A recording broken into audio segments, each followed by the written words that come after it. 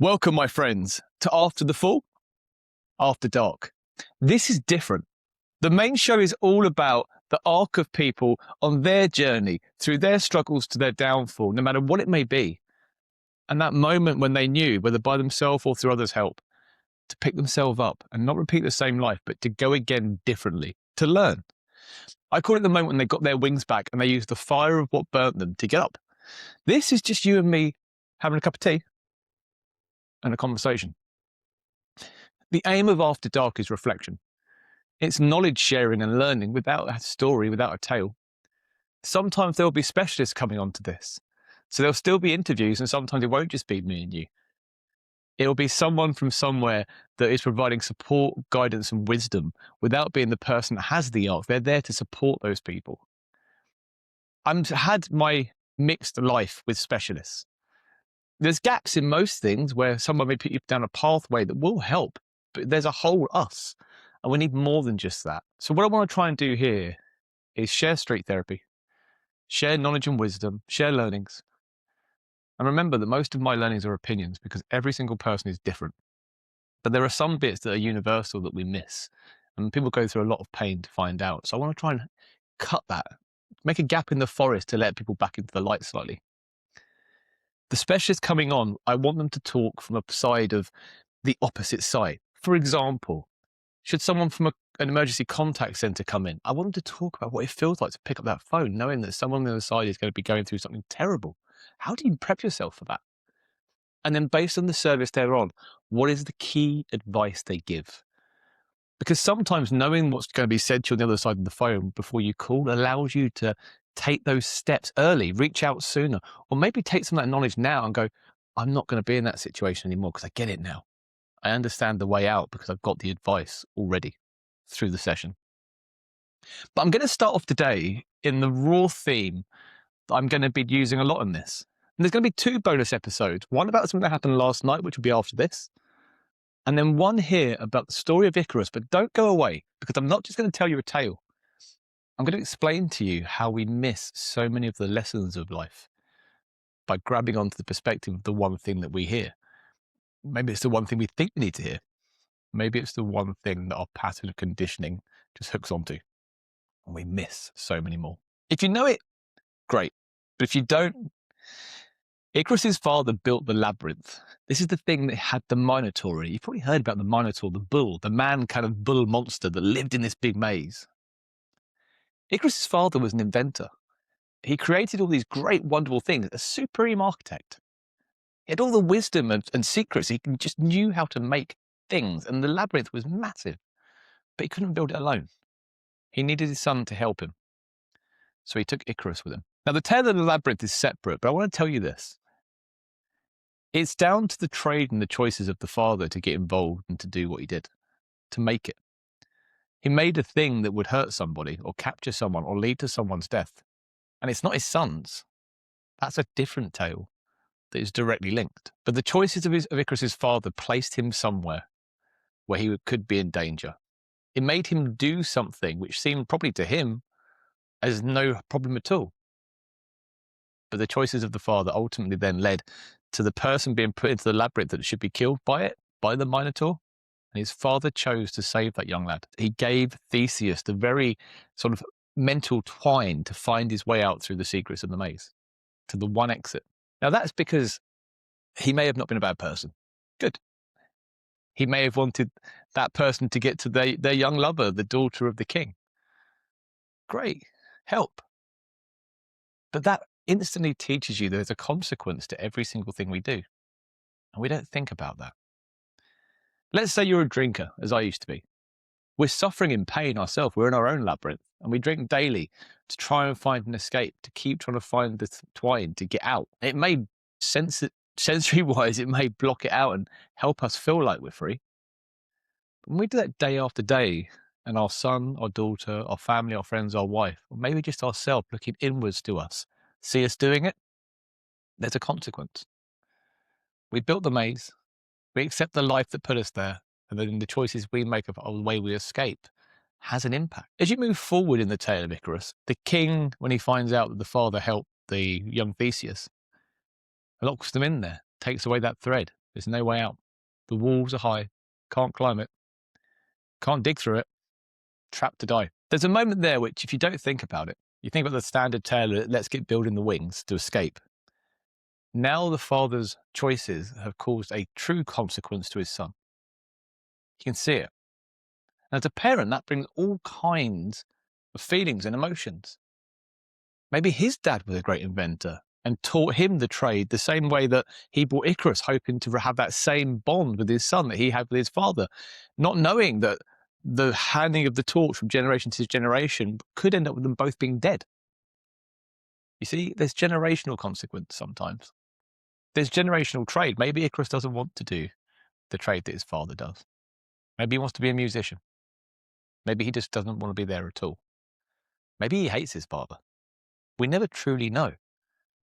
But what we know is he's there now. The father feels guilt. He's clearly a nice person because he helped that person without thinking of the consequence to his son. He can't stand the thought of his son being there trapped to die. And he notices the feathers falling from the sky through the open roof where the light comes in. You can see the sun. And as the feathers drop down from the birds flying over who nesting on the top of the roofs and the walls of the labyrinth, he thinks of wings because he knows that that is the only way out. Now, someone said to me when I posted something about Icarus, because I use it every day, the phoenix aspect of Icarus, the lessons learned aspect and the rebuilding fire in the wings, which we'll touch in a second. He said, oh no, the story is just about not playing God because people shouldn't fly. And it's what made me want to show this, because who's to say that observation is wrong from this story? Because if a tale as simple as this one, it's fairly simple. Build something, trap someone, fix something, die, reflection and sadness. If that can have tens of different bits of learning in it about all the things that modern psychology tries to teach us about now, then that person bibbing their horn at you, calling you, wanker, get out of the way, because they're flying down the road in their van somewhere, maybe they are just an arsehole. Sure, let that one hook round and entwine itself in you forever to the judgment of your day. Maybe he's got a pregnant wife in the car, or someone who's bleeding out from a building site and they're trying to get somewhere really quickly. There's a high likelihood, given how most people are these days sometimes, that he's just an arsehole and he's just more important than everybody else. These people exist. But maybe he was taught that by his father. Maybe the ladly life that he lives has just instilled this attitude into him. Maybe he's just a prick. Or maybe there's something really bad going on. We don't know. All we know is the car horn and the anger. And we make a choice when we look at the judgment. We might then go, fuck you. And then a massive fight kicks off. When actually we should have said nothing. Didn't let the guy pass because he's got an emergency. Some people in the energy of a moment will say, I've got an emergency, my wife's in the car, because they're taught that way to speak and talk. Some people aren't. And this is why retrospectively you can look at things and try and rationalize stuff to calm down. But in the moment, anger, response, impulse, the hook onto one thing being the most finite reason something happens. Someone's targeting you at work, they keep doing it. Well, maybe they don't like you. True. Maybe they're after a promotion. Maybe their boss is riding them so hard that they're having a breakdown. They're drinking every night, try and cope because they're going to lose their home. It's not your fault, but there's always more. And when you can rationalize these things in seconds to just see that there's more than one or two things that could be the cause of it, you tend to balance down. You don't take so much of the stress on because it's not about you. It's not fuck them. And when you look back at your parents, looking at what's happened so far in the tale of Icarus with his father, what about his parents? What did they do? Why did he do this career? Maybe he built the labyrinth because he was trying to give this to be his last thing he built so that he could stay and never work again, look after his son and his wife, to be a proper father and not have to ever work again, self-sufficient. And maybe the times when they did this, there was a real problem with the lack of money, a recession like now, crisis. And he had no choice. The world is really complicated, and a story as simple as the one of Icarus and his father shows that perfectly. The tale does flip, doesn't it? The wings are built. The father says, don't fly too close to the sun because the wax will melt and you will fall. And then the flip, people seem to think now, is about Icarus. Youthfulness, naivety, not listening, energy and up, too close to the sun, down he goes, consequence. But what if the story is not about Icarus at all? What if it's about a father seeing his son falling from touching a sun? He has to now live knowing that what he did from his belief caused that to happen. He has to grieve his son. What if the sun wasn't the problem? What if Icarus, if you look at the flaming sun in the sky and the wings on his back as being addiction, what if a father drank a lot and his son picked up the same thing and his father saw the son fall to alcohol because of work, stress, drinking, because the father had done the same and his son had copied him because they were close? What if flying too close to the sun, what if the wings of freedom was just about choices that the father had no choice over? Maybe he gave him money. Maybe he didn't say no to him enough. Maybe Icarus made those choices on purpose to spite his father because his father was controlling for years. You never hear it in the story. You see, there's so many things to unpick to why each of these events happened and what they caused. Who's to blame, Icarus or the father? Or the king? The whole point of this is, when you first hear it, you just say he flew close to the sun and he fell. When you hear the tale of his father, whose name I can never say, Daedalus, I think it is, he sounds lovely helping the person, to save the person. He could say, I didn't know you were going to be hurt in this thing. He could say, I didn't know that would happen with Hunter and understand any of it. And his biggest life lesson is this massive regret for the fact that he was blind to everything. But can you sit there, as I sit here, and say to me that you've always got things right, that you've always known, or that what you've witnessed and been on the receiving end of as a human being hasn't had an impact on you in some way? That times you haven't flown too close to the sun because someone's told you not to. That times that maybe your partner, maybe your boss, someone has said you've got to do something because of this and you've had to do it, and your family lose out from you, from time. Maybe there's traumas in your past because of things like this tale. One of the best things about getting better for me was emotional intelligence, which is a word that I actually hate because it makes you sound like some scientific philosopher. And I've seen people go so deep down emotional intelligence that they become cold. They're a robot of logic. But that's not what it's about. I think you can learn, and this is where I am now, that when you accept there's kind of a holistic stack of causality, I guess, consequence, etc., you don't jump to a conclusion. You don't rush. You don't sit pondering for ages. Procrastination doesn't help anything. But when most people explode about stuff, shit, this is happening, what? I'm calm. For the first time in years, I am calm. And it's because I understand that there's 1,000 different outcomes for everything. Everyone is dropping pebbles into the lake of life, and the ripples that go out may impact the person who's dropped the stone, but most of the time it goes outwards, or it goes into other. And if we're all dropping these little stones in the lake of life, our ripples are touching all of us. Sometimes they're good, sometimes they're bad, sometimes they rock us, sometimes they're just what we need to move the debris of our life away. But in this life, be awake, be centered and calm, and know that you are okay. If you're going to make a choice, there's never just an A or a B. There's an infinite number of choices. Someone said, you've got to do this or that, pick. Well, no, one of the choices, I'm not picking anything. One of them, I'm not interested. But if you do pick one, or you don't, it's still a choice. To not pick is still a C out of A and B, but you leave yourself the freedom to own your responsibility.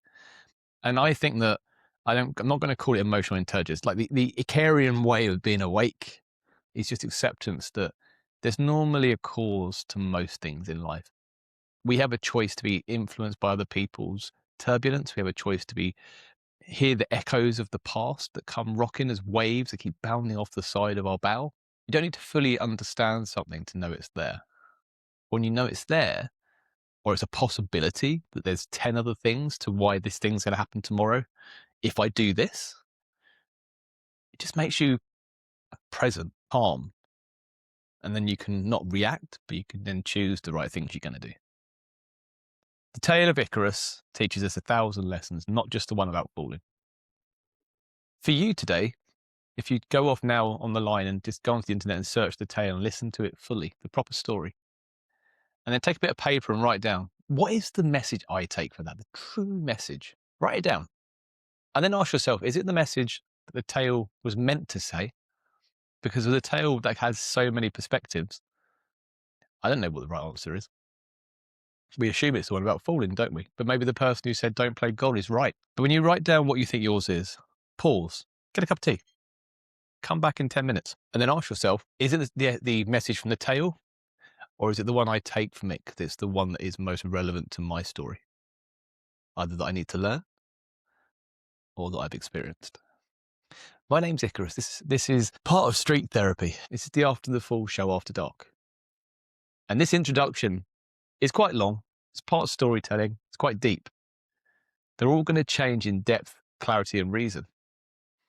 But this one felt important today because I think all of us, if we look back even just for 1 week, have made a lot of decisions. We've probably made a lot of assumptions. And sometimes when we don't look the right way, we dig in like deep therapy. We go so deep into things that we get entwined in the past. I do feel that you can build a mindset for yourself around self, around the principles of life, to see things without hurting yourself, to see things that are going to come ahead or that are actively happening right now without rapid panic and rapid stress, by just being grounded and understanding that there's never one reason for anything. Have a great day. Icarus out.